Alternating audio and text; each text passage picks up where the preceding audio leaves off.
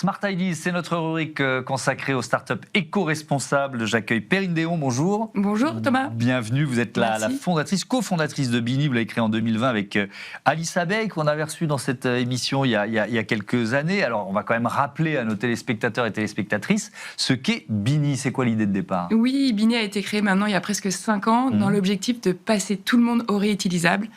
On voulait vraiment que les gens arrêtent de prendre du plastique à usage unique, parce qu'aujourd'hui, c'est ce qu'on retrouve le plus dans les océans. Ouais.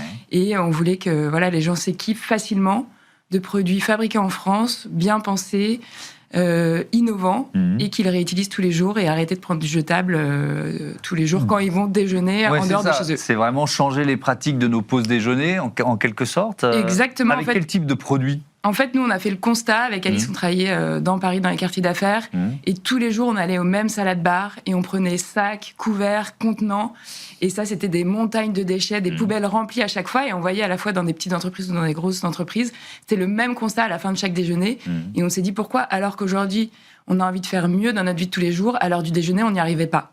Et donc, on n'avait pas trouvé de produits qui correspondaient à nos attentes, et c'est là on s'est dit, il y a quelque chose à faire, donc ça, c'était il y a plus de 5 ans, juste avant le Covid, où on s'est dit on va essayer de faire changer les mentalités en proposant des nouveaux produits avec du design, fabriqués en France, qui vont engager les gens dans le réutilisable et qu'ils aient envie d'en porter tous les jours et se dire regarde, c'est facile, on peut s'équiper et ça pose pas de problème et ça rentre dans les mentalités. Alors donc là par exemple c'est quoi ça ? Alors ça c'est le mug. C'est un mug. En fait aujourd'hui il y a de plus en plus de café, tout le monde prend des cafés emportés, c'est vrai. Du développement du café et aujourd'hui les déchets de carton de café sont énormes et juste quand on va se servir son café dans son coffee shop en bas de chez soi, on prend son gobelet et on l'utilise tous les jours. Est-ce que ça rentre aussi dans les habitudes de ceux qui nous servent, c'est-à-dire que des restaurants, etc. Ou est-ce qu'ils voient parfois arriver les clients avec un drôle d'air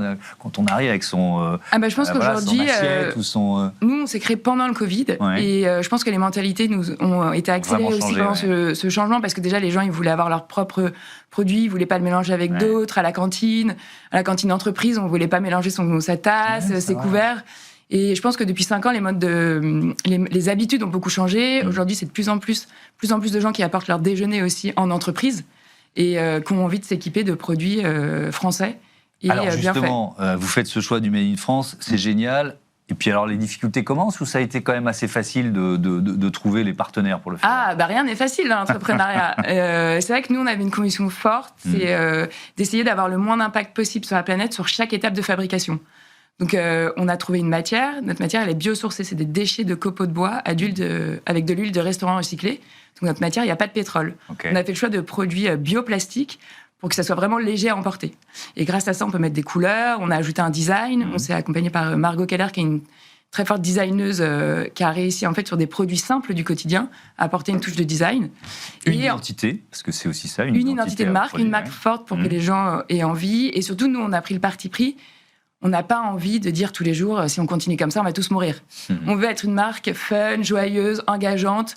C'est vrai que c'est des petits gestes du quotidien. Utiliser, par exemple, Bini tous les jours, c'est 5 kilos de déchets, par exemple, pour le kit de couvert, par personne et par an, en moins. Donc, en fait, c'est chaque petit geste qui compte, qui permet à la fin de réduire ensemble ce constat-là. Et alors, ce qui s'est déclenché ou accentué pendant le Covid, vous voyez ces habitudes durablement changer ou est-ce qu'il y a eu finalement un retour au bon vieux couvert et usage jetable ? Je pense qu'aujourd'hui, encore plus, c'est on se partage les recettes. Dans le changement, chacun apporte son déjeuner. Les gens font un peu attention aussi de pas forcément déjeuner en extérieur tout le temps, donc ils apportent leur déjeuner. Je pense qu'au contraire, ce côté nomadisme, c'est devenu dans la vie quotidienne des gens de déjeuner emporté rapidement, facile, d'avoir son propre déjeuner. Aussi, c'est sain, c'est plus sain parfois. Ça peut être moins cher aussi. Moins cher, donc au contraire, c'est vraiment une habitude qui est ancrée et qu'on développe à fond avec Bini. Merci beaucoup, Perrine Déon, et bon vent à Bini. Je vous dis à demain pour un nouveau Smart Impact. Je voudrais remercier Nathalie Croiset, la coordinatrice éditoriale, Alexis Mathieu à la production, Charles Gratel, le réalisateur, et Alexis Oustabassidis au son. Belle journée, salut.